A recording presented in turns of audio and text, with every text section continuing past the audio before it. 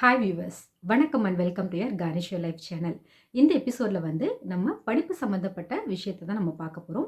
நம்ம சேனலில் நீங்கள் ஏற்கனவே பார்த்தீங்க அப்படின்னா நிறைய விதமான எஜுகேஷன் ரிலேட்டட் வீடியோஸ் வந்து அப்லோட் பண்ணியிருப்போம்.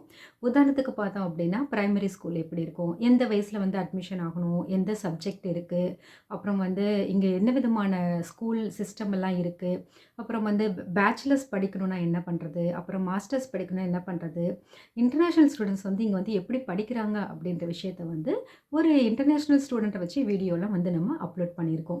அதை தொடர்ந்து இப்போ ஸ்டடிங் இன் ஜெர்மனி அப்படின்னு சொல்லிட்டு லேட்டஸ்ட்டாக சில விஷயங்களை வந்து அப்டேட் பண்ணியிருக்காங்க. அதை தான் வந்து இன்றைக்கி நம்ம பார்க்க போகிறோம்.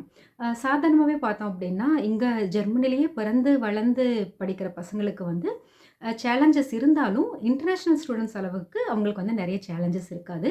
அவங்களுக்கு வந்து லாங்குவேஜிலிருந்து, அப்புறம் கல்ச்சர், ஃபுட்டு, ஹேபிட்டு, வெதர்